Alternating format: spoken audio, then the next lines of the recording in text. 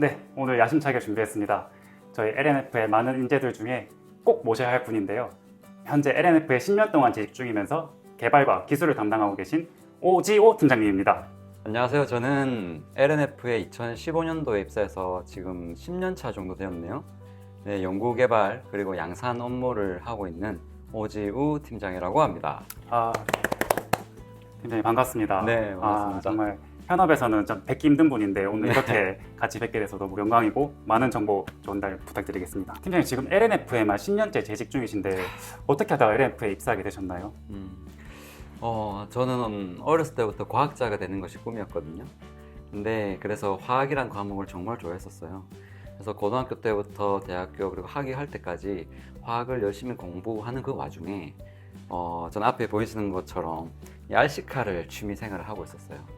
근데 고등학교 때부터 지금까지 이 RC카를 해오는 그 과정에 배터리의 변천사를 몸소 겪으면서 자동차의 가격이랑 성능이랑 그 시스템적인 차이들을 몸소 겪으면서 느낀 점이 어떠한 에너지를 저장하는 그 장치에 있어서 그 기술력이 굉장히 큰 영향력을 미칠 수 있구나라는 것을 직감적으로 깨달았던 것 같아요. 그래서 나는 이왕 과학자가 되는데 내가 좋아하는 분야에 또는 앞으로 전기차 시대가 올 수도 있다는데 이러한 대한민국 배터리 과학기술 발전에 이바지를 하고 싶다라는 꿈을 어렸을 때부터 가졌던 것 같아요. 이게 제가 아주 초등학교 때, 중학교 때 쓰던 RC카인데 여기 보시면은 니켈 카드뮴 배터리를 기억하시는지 모르겠어요. 네, 니켈 카드뮴 배터리가 이 RC카의 에너지 원으로서 유일했었고 지금 이 용량을 보면은 1700mAh라고 되어 있네요. 핸드폰 배터리보다도 훨씬 낮은 수치예요. 이렇다 보니까 자동차의 속도라든지 성능, 그다음에 경기 룰들이 굉장히 제한적일 수밖에 없었죠. 네. 이러다가 이제 90년대 중후반으로 넘어가면서 제가 이제 새로운 패러다임을 겪은 게 이제 니켈 MH 전지가 탑재된 RC카가 탄생을 했어요. 그래서 니켈 카드뮴 대비 니켈 MH 전지는 상대적으로 용량이 높게 가져갈 수 있고 여러 가지 장점이 있는데 반해서 큰 단점인 메모리 효과가 있다라는 단점이 있었어요. 그래서 직전에 사용했던 배터리 사용량 대비해서 그 남아있는 배터리 양을 이 배터리가 기억을 해서 완전한 방전을 하지 않으면 그 다음 사이클부터는 그 앞전에 사용했던 구간만큼만의 용량을 발휘하는 그런 메모리 효과가 있었어요. 그래서 배터리 관리가 정말 힘들고 피곤했던 시절이었고 배터리도 굉장히 비쌌던 걸로 기억이 납니다. 이러다가 이제 현대에 와서는 리튬 2차 전지가 이렇게 나오게 되었어요.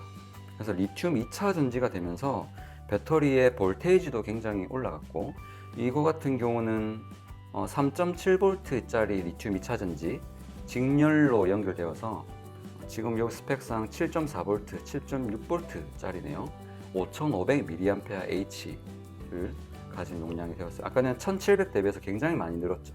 그래서 RC카 경기 시간은 고정되어 있다 보니까 이 많은 배터리 용량을 어떤 에너지로 쓸 수 있을까를 선택을 할 수 있게 되었죠. 출력과 비거리를 똑같이 한다면 훨씬 더 가벼운 배터리를 쓸 수 있을 것이고 그게 아니라면 훨씬 빠른 속도로 달리기 위해서는 전략을 가지기 위해서는 큰 배터리를 쓰면 되겠죠.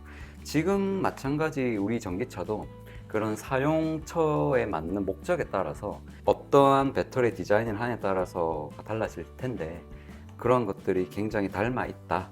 그런 것들이 저는 RC카에서부터 예전부터 느꼈다. 네. 그래서 이런 부분이 너무 흥미로웠어요. 저에게는 있어서. 그래서 학위를 양극재 연구와 관련된 학위를 진행했고 그러고 서울의 경기도에 있는 기관 연구소에서 어느 정도 일을 하다가요. 대한민국에서 NCM 523 양극재 최초 개발 양산에 성공한 LNF가 있다는 것을 알게 됐거든요. 그래서 선후배들한테도 많이 물어보고 했는데 처음에는 좀 두려웠었어요. 그러니까 너무너무 힘들고 소위 말해서 빡센 회사다.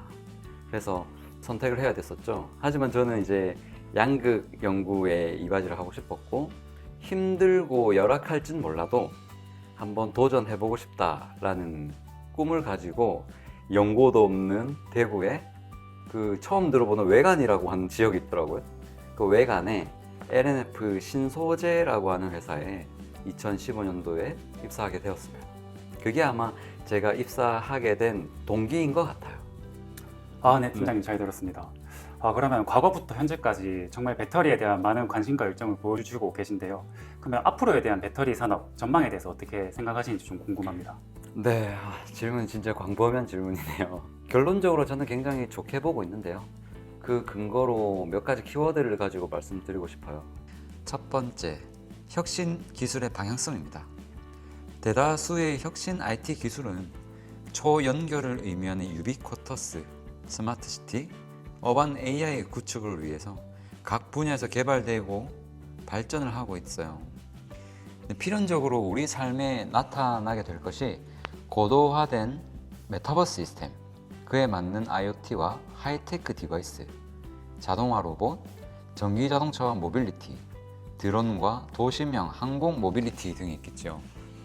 네, 이러한 시스템들이 모두 전기 코드를 꽂아 사용할 것이 아니라면 에너지 저장 시스템이 필수인데 현재로서는 리튬 2차 전지가 사용될 가능성이 가장 높습니다. 두 번째, 환경입니다.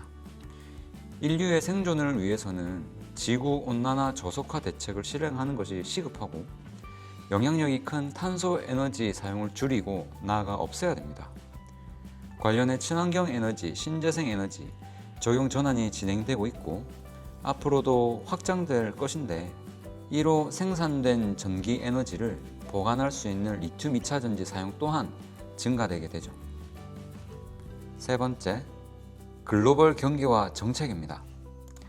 앞서 말씀드린 방향의 전환은 기술의 수준도 중요하지만 그 변화의 가속도는 경기와 정책에 의해 결정됩니다.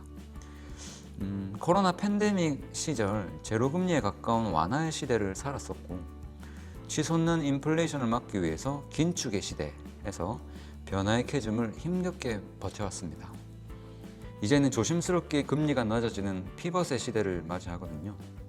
소비 심리가 확대될 것이고 얼어붙어 있던 경기가 어제보다는 오늘, 오늘보다는 내일이 더 나아진다는 것으로 기대를 할 때 변화의 가속도는 다시금 빨라질 것이고 더불어 배터리 시장의 확장도 동반하게 될 것으로 봅니다. 인간과 사회는 새로운 변화에 저항하죠. 익숙한 것이 편하고 친환경으로 변화하는 것에 당장 비용이 들기에 주춤하지만 정책이라는 강제성으로 인해서 변화할 수밖에 없을 겁니다. 네, 팀장님. 그럼 캐즘을 이겨내고 그 지속적인 이익을 얻기 위한 저희 LNF만의 강점이나 LNF의 미래에 대해서 어떻게 생각하시는지 궁금하거든요. 제가 말씀드린 것처럼 이러한 큰 패러다임 흐름 속에 양극재 사업이 돈이 된다는 건 알고 있지만 왜 아직도 양극을 전문적으로 하는 회사가 많이 없을까요?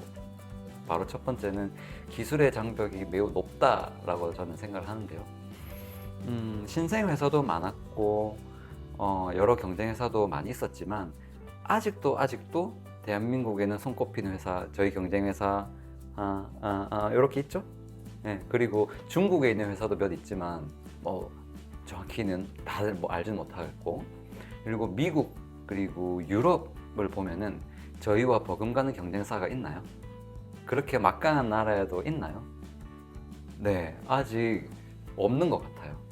그런 걸 보면은 그런 내재하고 있는 그 기술력이 상당히 장벽이 높기 때문에 쉽게 경쟁사가 나타날 수 없다라는 것이 저희가 갖고 있는 강점 중에 하나고요. 양극재를 만드는 방법은 과거에서부터 매뉴얼이 이미 있었어요. 그럼 매뉴얼만 가지고 가면은 만들 수 있어야 되잖아요. 그래서 예를 들어서 표현하는 게 아무리 뛰어난 명창이 있어도 똑같은 제자를 기를 수 없다라는 말도 있고, 그다음에 장맛이 다르다고 하죠. 네, 물맛 다르고 그 시즌 다르고 하니까 고추장 된장 맛도 디테일하게 다르다.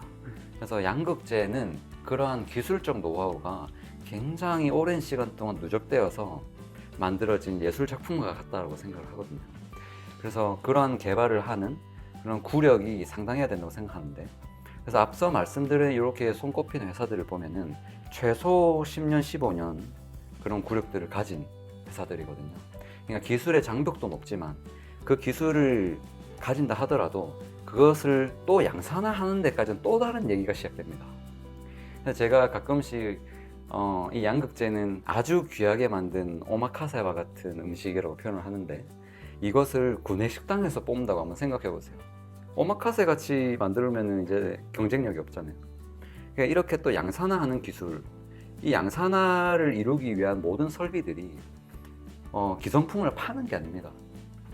모든 제조 공정들마다 저희가 양극재를 위해서 어디에 물어보지 않고 자체 설계 개발을 통해서 하나하나 설치하고 또 DOE를 하고 최적화를 하고, 그러한 과정들이 1년의 과정이 굉장히 길거든요.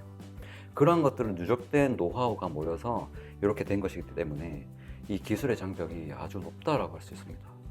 그리고 이러한 구력을 통해서 양극재를 다루는 전문가들이 LNF에는 많이 있다라고 저는 생각을 하거든요. 그래서 그런 전문 인력이 두툼하게 구성되어 있다라는 것도 이제 LNF가 가진 강점이 아닌가라고 생각이 드네요.